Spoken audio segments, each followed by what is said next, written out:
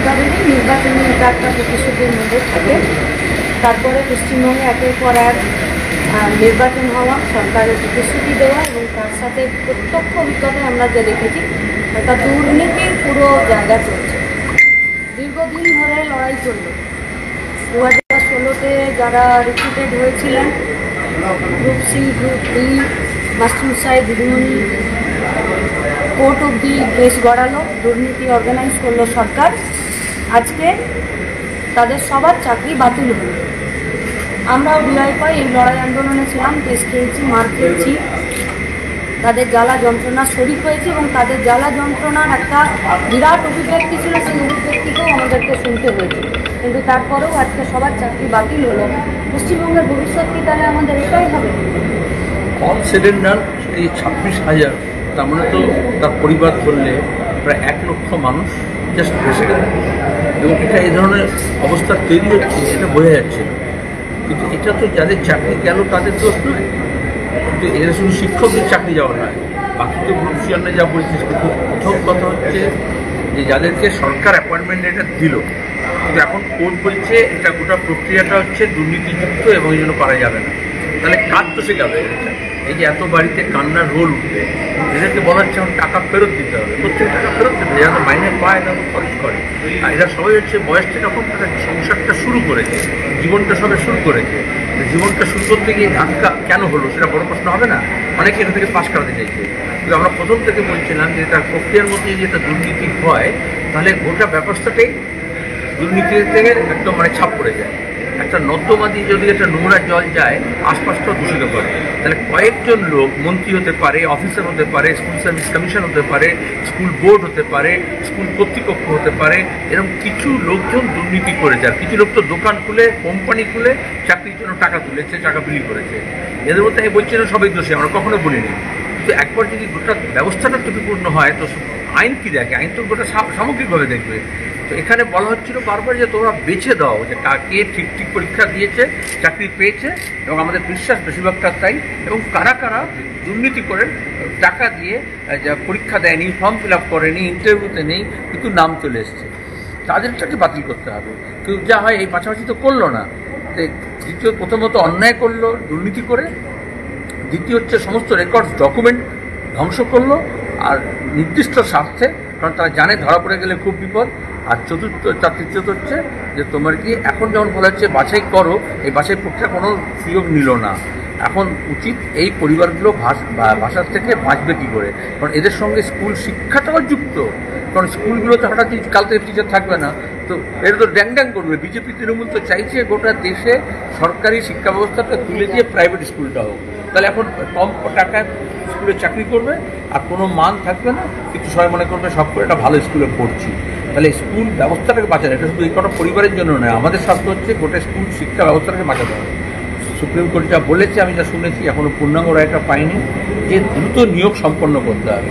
তাহলে সরকারের কোনো বাহানা চলবে না। বাহানা দেখাতে পারে এটা হচ্ছে ওটা হচ্ছে। এতদিন ধরে মমতা ব্যানার্জি কী বলেছেন, কোর্টের জন্য নিয়োগ করছে না, তো এখন তো কোর্ট বলছে নিয়োগ করো।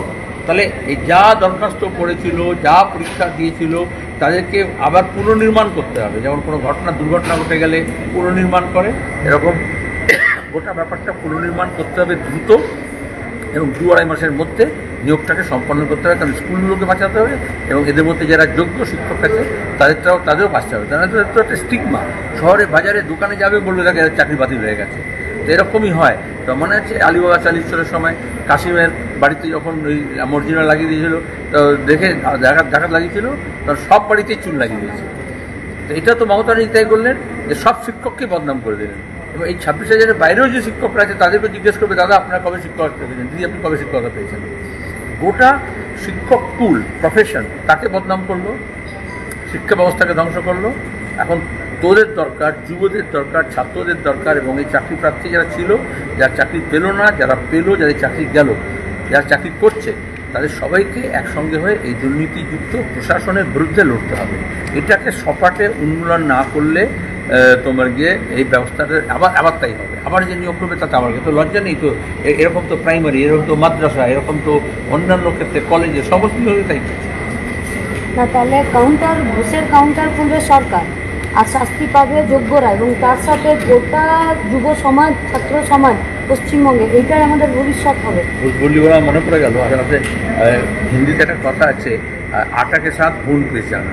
যদি পোকা থাকে গমের মধ্যে এবং তারপরে যদি আটার চাকরিতে দিয়ে দেওয়া হয়, তাহলে গমের যেরকম আটা হবে ওই পোকাগুলো তার মধ্যে মিশে যাবে।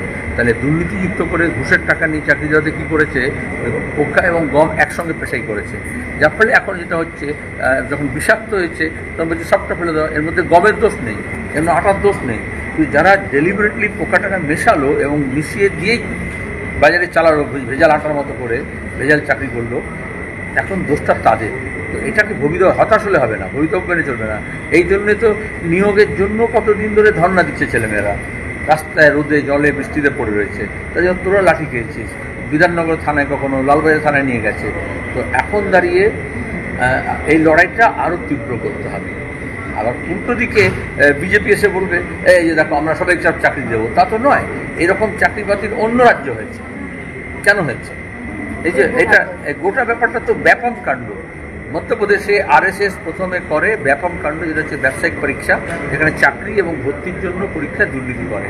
সেখান থেকেই তৃণমূল শিখেছে, RSS ঘরে শিখেছে দুর্নীতিটা।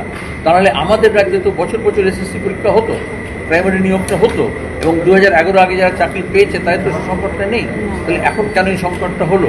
তাহলে মূলে ধরতে হবে, ওপরে ওপরে করলে হবে না। আর গোড়ায় যদি ধরা হয় তাহলে গলতটা কোথায় আছে? দুর্নীতিযুক্ত লোকেরা যদি দুর্নীতি করে ভোটে যায় তাহলে সব ব্যাপারটাই দুর্নীতিযুক্ত হয়, হাসপাতালে ভর্তি থেকে ওষুধের ভেজাল থেকে সব জায়গায়। এবং যদি এটাকে নিয়ে এখন দেখো আমরা কী বলি, না তাহলে একটু ধর্ম করো, অনেকে এরকম বলে তো সব এত পচে গেছে।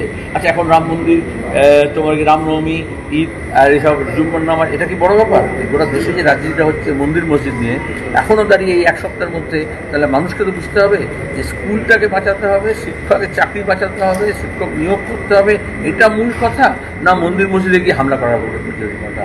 কোন দিকে নিয়ে যাচ্ছে? একদিকে একটু ধর্মাচরণের নাম করে মানুষকে ভাগ করছে, মাদ্রাসা আর স্কুলকে ভাগ করছে, কিন্তু চাকরি যখন যাচ্ছে স্কুল আর মাদ্রাসা উভয় ধ্বংস হবে। তাহলে 26,000 বাতিল হলে যেমন গরিবের শিক্ষা চলে যাবে, তাহলে গরিবের চাকরিও চলে যাবে। তাহলে পশ্চিমবঙ্গের সরকারটা গরিবদের নয়। তাহলে টার্গেটটা কারা? আজকে গোটা দেশে এবং রাজ্যে এই যে দক্ষিণপন্থার উত্থান হয়েছে, এর টার্গেটটা হচ্ছে 1%-এর কাছে 40%-এর প্রপার্টি চলে যাচ্ছে, অ্যাসেট চলে যাচ্ছে, জিডিপির একটা বড় অংশ তাদের হাতে চলে যাচ্ছে। তারা তো সুখে আছে, তো তারাই আবার টাকা পয়সা দিয়ে, কর্পোরেট ফান্ড দিয়ে, ইলেকট্রাল বন্ড দিয়ে এমন করছে যেখানে যাই একটু ধর্ম করো, একটু মন্দির মসজিদ করো, আর অন্যদিকে ভোটের সময় একটু রাত্র খাও পিও, দিনকে আরাম করো, করে একটু মদ মৎসব করো। কিন্তু ব্যবস্থাটা এমন করা হবে যেখানে তোমার হাতে জমি চলে যাবে, তোমার হাতে চাকরি চলে যাবে, তোমার হাতে শিক্ষা চলে যাবে, তোমার হাতে স্বাস্থ্য চলে যাবে, তোমার বাসস্থান চলে যাবে, তোমার সড়ক চলে যাবে, তোমার পুকুর, তোমার জঙ্গল, তোমার নদী নালা সব চলে যাবে। এ তো শুধু স্কুল নয়, আসলে গরিব মানুষকে যদি বিধানসভা থেকে সরিয়ে দেওয়া হয়, পঞ্চায়েত থেকে সরিয়ে দেওয়া হয়, পুরসভা থেকে সরিয়ে দেওয়া হয়, লোকসভা থেকে সরিয়ে দেওয়া হয়, তাহলে কিন্তু আসলে সব জায়গা থেকে, জনসভা থেকে সরিয়ে দেওয়া হয়। এবং সেখানে দাঁড়িয়ে ক্রমাগত দেখবে, এখন যখন আগে মাস্টারমশাই গল্প ছিল শরৎচন্দ্র, তারপরে পণ্ডিত মশাই একটা সিনেমাও হয়েছিল, হিন্দি সিনেমা, সেখানে দাঁড়িয়ে মাস্টারদের চরিত্র দেখানো হয়েছে। এখন কোনো হিন্দি সিনেমা, কোনো বাংলা সিনেমায় কোনো মাস্টারের চরিত্র আছে?